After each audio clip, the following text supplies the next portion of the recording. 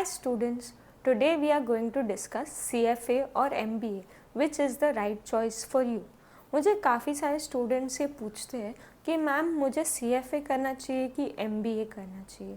Now both these courses are quite popular among finance students. So today in this video we are going to discuss how they both are different from each other, what you will be actually studying in these courses, the career opportunities available afterwards, and which course is suitable for what kind of person. And we'll also discuss the time involved and the costs. So let us start. First major difference between the two is one is completely standardized while other is not. CFA बहुत ही standardized course है.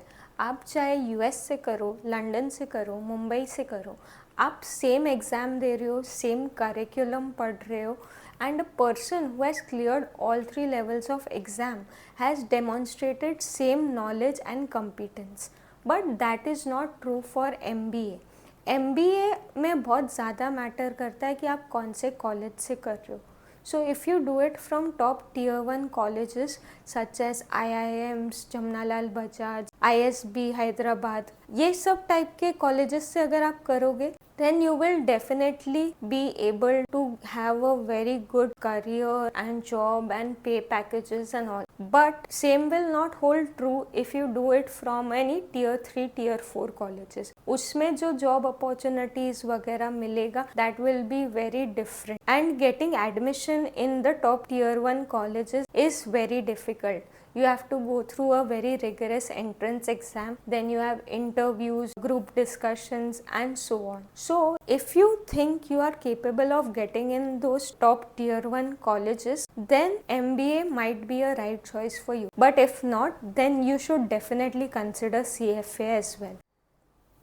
Next is what do you actually study in these courses, career opportunities available afterwards, and which type of course is suitable for what type of person. Now CFA में you will have deep understanding of all the technicalities involved in finance and investment industry. पूरा curriculum at all the 3 levels is concentrated on finance and investment industry, covering areas such as equity analysis, fixed income analysis, portfolio management, wealth management, valuation, and ये सब करने के लिए the tools required in finance such as quantitative methods, financial statement analysis, economics. ये सब main subjects है CFA के and you will be studying them in depth. Whereas MBA, Masters in Business Administration, आप इसमें फाइनेंस पढ़ोगे तो सही but it will not involve so much technicality and depth. आप इसको broad business point of view से पढ़ोगे and it will also include other business functions as well such as accounting, strategy, marketing, leadership, project management etcetera. One benefit of MBA is कि उसमें आपका soft skill बहुत अच्छे से develop होता है. MBA में बहुत ज़्यादा फोकस देते हैं on communication skills, leadership skills, because MBA is a 2-year full-time course. You go to college, you interact with people, there are a lot of group projects, presentations, case studies that you work on. So all these helps a lot in developing your soft skills, your communication skills, which are very much required when dealing with clients or managing any teams. So if you are an extrovert, outgoing kind of a person who enjoys communicating with people, collaborating in teams and developing leadership skills, then MBA might be a right choice for you. CFA is a self-study course. You have to prepare on your own and go and give your exam. So your soft skills don't get developed that much in CFA. But you will definitely have deep understanding of the technical aspects of finance. So if you are a kind of person who is detail oriented, introvert, who enjoys deep analytical work, likes complex financial problem solving and working individually, then CFA might be a right choice for you. After completing CFA, you can get into the roles of equity research, portfolio management, where you will be analyzing companies, their financial statements, other reports, market research, etc. And on that basis, you may give a buy and sell recommendation on that company. In portfolio management, you might be managing your client's money, so you will decide where to invest, how much, when to invest. You can also get into the fields of investment banking, where you help companies float their IPO, raise capital in form of equity or debt.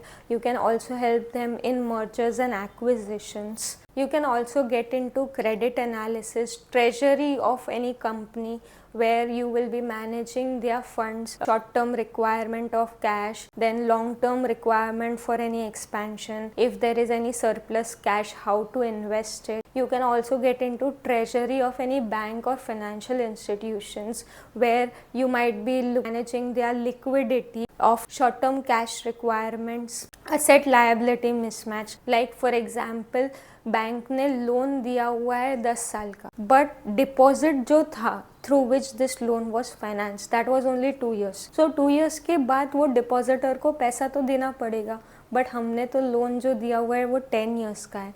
तो this is called as asset liability mismatch. तो इसको भी manage करना पड़ता है and a CFA does that.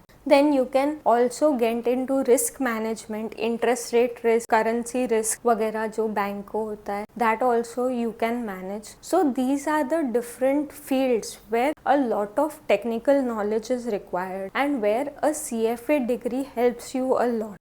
In MBA, you can join any corporates at medium to senior level management in strategy team, business development team, where you can do market research. You can study the competitors' product, your product standing in the market, how you can improve your product, how can you increase your market share. You can improve operations of the company, supply chain management, wherein you might look at how the product is made, how you can reduce the cost, how you can improve the logistics, how you can automate any function. You can also get into the finance department of the company, wherein you will be studying the financial statement of the company, financial health of the company, how to deploy capital, understand the cost, revenue, profits, work with various other departments on setting up budgets, etc. With MBA, you can also get into investment banks, because investment banking is also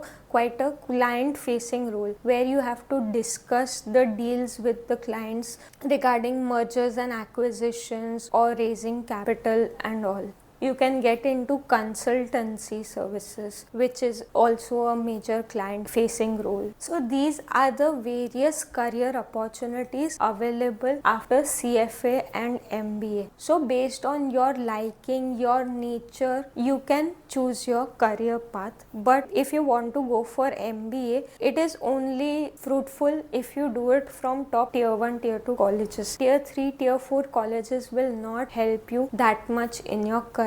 Now lastly, the cost involved and time consumed. CFA will cost you approximately 3 lakh rupees for all the 3 levels if you clear it in first attempt, and if you take coaching for it, it will cost you another 1 to 1.5 lakhs. So in total 4 to 4.5 lakhs you should be able to finish your CFA. Whereas MBA, most of the top tier 1, tier 2 colleges fee cost around 15 lakhs and upwards. So it is quite expensive also, and time consumed. Like MBA takes 2 years to finish, CFA might take 3 years, but CFA you can work along with studies, whereas MBA is a full-time course. You have to go to college.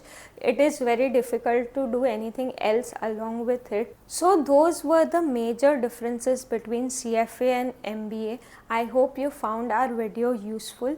If you have any doubts, you can mention it in the comment section. If you liked our video, please hit the like button and share it with your friends, and subscribe to our channel for more such content.